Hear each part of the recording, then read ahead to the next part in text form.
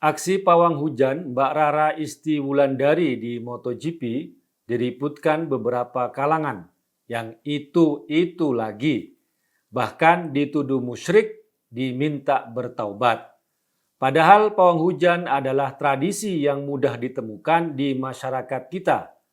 Anda boleh percaya atau tidak, tapi yang bikin anak yang mencemoohnya kemudian merasa paling suci dan merasa sudah pegang kunci surga. Fatwa itu pendapat. Fatwa bisa didebat. Fatwa tidak mengikat. Fatwa itu opini, tidak suci, meniscayakan toleransi. Dan sebaik-baik fatwa, suara hati nurani.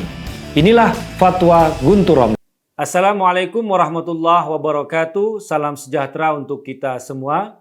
Shalom, Shalom Aleichem, Om Swastiastu, Namo Buddhaya, Rahayu, Salam Nusantara. Pemirsa Cokro TV, seperti yang kita tahu semua, acara MotoGP sukses besar, dipuji dunia internasional, namun di dalam negeri masih ada keributan. Aksi Mbak Rara Isti Wulandari sebagai pawang hujan di arena MotoGP menerima pujian juga hujatan. Meskipun acara MotoGP sukses dan hujan kemudian berhenti, tapi masih ada yang menghujat Mbak Rara, apalagi kalau hujannya tidak berhenti. Bagi saya, mental Mbak Rara ini boleh juga masuk dalam sorotan kamera dan mau menjadi perhatian dunia. Untung saja hujan berhenti. Kalau tidak, dia akan menjadi bulan-bulanan publik. Tradisi pawang hujan sebenarnya adalah tradisi masyarakat kita yang mudah ditemukan di hampir semua lokasi di bumi Nusantara. Bagi saat ini yang tiba-tiba menghujat, baik atas nama agama atau sains, apakah benar-benar orang Indonesia yang mengerti budayanya? Saya tidak mau mengatakan orang Indonesia harus pakai pawang hujan, tidak. Maksudnya, kalau Anda orang Indonesia dan mengerti akan budaya ini, kenapa sampai kaget kemudian menghujat? Hujatan yang tidak perlu, Anda bisa protes kalau dipaksa untuk melakukan hal itu. Lah ini tinggal nonton saja kok masih ribut. Ternyata yang ribut dan menghujat soal pawang hujan ini memang tidak menonton MotoGP. Mereka seperti orang sirik dan dengki yang berada di luar peristiwa, hanya menunggu apa hal yang bisa dinyinyirin kemudian menghujat. Orang Barat yang sebagian besar tidak mengenal budaya ini melihat budaya pawang hujan sebagai keunikan dan bisa ditangkap oleh lensa kamera sebagai sorotan yang memperkaya kehidupan dunia yang fana ini. MotoGP melalui semua kanal media sosialnya, baik Twitter, Instagram, dan Facebook, memuat aksi Mbak Rara sebagai pawang hujan dengan sentimen positif. Sebagai keunikan, kagum, dan kegembiraan karena hujannya berhenti. Kepentingan MotoGP memang bukan percaya atau tidak percaya, tapi keselamatan para riders yang utama, kemudian juga kesuksesan acara. Tanggapan menarik dan arif justru datang dari BMKG yang punya otoritas dari sisi sains dalam bidang cuaca. Menurut Pak Guswanto, Deputi Meteorologi BMKG, hujan berhenti bukan karena pawang hujan, tapi karena faktor durasi hujan yang sudah selesai. BMKG juga sudah memperkirakan tanggal 17 sampai 20 Maret akan ada hujan, khususnya tanggal 20 yang akan hujan lebat dan disertai petir. Buktinya kan dari awal pawang itu sudah bekerja, tapi kan nggak berhenti juga. Artinya waktu berhentinya itu bukan karena pawang hujan, karena durasi waktunya sudah selesai. Kalau dilihat perakiraan lengkap di tanggal itu, memang selesai di jam itu. Kira-kira jam 16:15 itu sudah selesai, tinggal rintik-rintik itu bisa dilakukan balapan, kata Pak Guswanto. Dan memang waktu balapan MotoGP sempat diundur saat terjadi hujan lebat. Dan kalau kita mau ikuti informasi dari BMKG, perakiraan itu memang tepat. Tapi Pak Guswanto tidak mau menghujat budaya pawang hujan. Dia pun menyebut pawang hujan merupakan kearifan lokal, namun hal ini sulit dibuktikan secara sains. Sikap dan pernyataan Pak Guswanto ini layak dipuji. Tugas dia adalah menyampaikan informasi yang valid dari lingkungan saintis di mana dia berasal. Tapi dia tidak mau mencemooh apabila ada keyakinan lain di luar lembaganya itu. Pawang hujan memang menjadi budaya di masyarakat kita, bahkan menjadi tanggung jawab yang dipikul oleh panitia penyelenggara.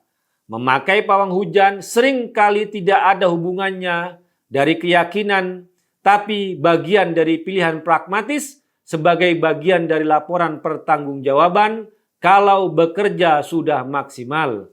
Artinya segala persiapan sudah dilakukan, apalagi kemungkinan turun hujan.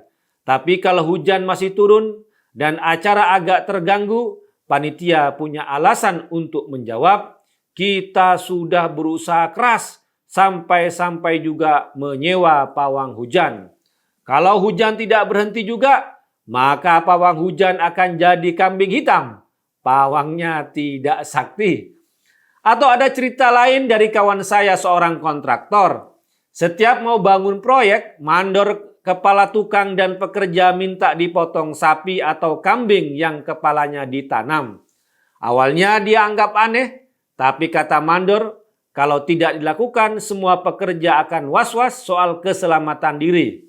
Ya, daripada pekerja was-was, tidak fokus, malah takut macam-macam, saya lakuin saja.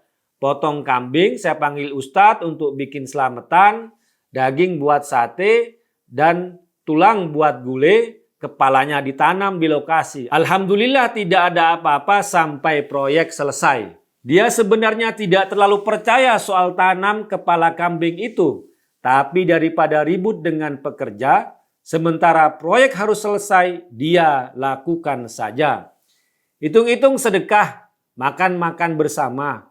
Pekerja juga senang diwongke, memanusiakan manusia kalau istilah kita, kata dia.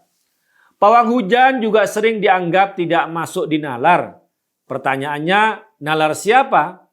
Nalar bisa memahami suatu persoalan berdasarkan informasi yang masuk ke nalar itu. Kalau nalar tidak bisa memahami suatu kejadian, bisa jadi nalar itu tidak memiliki asupan informasi yang cukup. Karena bagaimana memahami hal-hal yang supranatural, misalnya kebal bacok, jalan di atas bara api tanpa luka, makan beling dan lain-lain yang ditemukan dalam tradisi debus misalnya. Atau di acara Banser dan Pagar Nusa kalau di NU, juga di tradisi kesenian rakyat di Jawa, atau misalnya saya juga melihat dalam tradisi masyarakat Dayak di Kalimantan, juga di beberapa daerah lain di Nusantara. Setiap masyarakat memiliki tradisi supranatural tersendiri. Dalam Islam, fenomena di luar kebiasaan atau supranatural disebut dengan khariqul adah. Kalau terjadi pada para nabi dan rasul disebut dengan mukjizat, seperti mukjizat Nabi Musa alaihissalam, tongkatnya jadi ular membelah Laut Merah. Mukjizat Nabi Isa alaihissalam menyembuhkan orang sakit dan menghidupkan orang mati. Sedangkan fenomena supranatural khariqul adah kalau terjadi pada para wali, orang yang dekat dengan Allah disebut sebagai karomah. Istilah keramat yang kita kenal berasal dari istilah karomah ini. Yang akrab dengan dunia pesantren juga masyarakat muslim tradisional pasti akrab dengan karomah ini. Yang dipercaya diberikan Allah Subhanahu wa Ta'ala kepada para kiai yang mengabdikan hidupnya untuk jalan Allah. Karomah juga menjadi perbincangan menarik antar santri, bagian motivasi untuk terus belajar, sekaligus agar tetap ta'zim menghormati pada kiainya. Kalaupun ada keyakinan yang berbeda, kita tidak boleh mencela dan memaki-makinya. Ini sudah ada larangan tegas dalam Al-Quran, tidak boleh menghina keyakinan orang lain.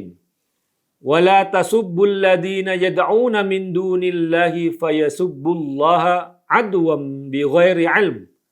Kadzalika zayyana likulli ummatin 'amalahum, tsumma ila rabbihim marji'uhum fayunabbi'uhum bima kanu ya'malun. Dan janganlah kamu memaki sesembahan yang mereka sembah selain Allah, karena mereka nanti akan memaki Allah dengan melampaui batas tanpa dasar pengetahuan. Demikianlah kami jadikan setiap umat menganggap baik pekerjaan mereka, kemudian kepada Tuhan tempat kembali mereka, lalu Dia akan memberitahukan kepada mereka apa yang telah mereka kerjakan. Quran Surat Al-An'am ayat 108. Larangan memaki sembahan atau keyakinan di luar Allah Subhanahu wa Ta'ala karena akan ada reaksi mereka akan menghina Allah Subhanahu wa Ta'ala. Dalam ajaran lain, dalam hadis Rasulullah SAW pernah mengingatkan ada anak yang menghina orang tuanya. Kok bisa? Tanya sahabat. Orang itu menghina orang tua orang lain, dan orang yang dihina orang tuanya balik menghina orang tua yang menghinanya. Artinya, menghina orang tua orang lain sama saja dengan menghina orang tua sendiri. Maka artinya kalau menghina Tuhan orang lain sama saja dengan menghina Tuhannya sendiri, karena orang lain pasti membalas. Dan benar, saat ada orang Islam yang nyinyir dan menghina soal sesajen dan sembahyang di suatu bangunan misalnya, pihak yang dihina akan menyerang ibadah tawaf yang mengelilingi Ka'bah yang dianggap menyembah batu. Na'udzubillah. Makanya hentikan menyerang keyakinan orang lain. Lagi pula masih dalam ayat di atas, sudah takdir Allah Subhanahu wa Ta'ala, setiap umat menganggap apa yang mereka kerjakan sebagai perbuatan yang baik. Kalau semua baik, terus mana yang terbaik dan diterima Allah Subhanahu wa Ta'ala? Di akhir ayat itu Allah Subhanahu wa Ta'ala menegaskan Dia semata yang akan menjadi penghakim dan penentu, bukan manusia. Tidak ada manusia yang bisa mewakili Allah Subhanahu wa Ta'ala dan mengambil hak mutlak Allah Subhanahu wa Ta'ala. Wallahu a'lamu bishawab. Wassalamualaikum warahmatullahi wabarakatuh. Fatwa itu pendapat. Fatwa bisa didebat. Fatwa tidak mengikat. Fatwa itu opini, tidak suci, meniscayakan toleransi. Dan sebaik-baik fatwa, suara hati nurani. Inilah Fatwa Guntur Romli.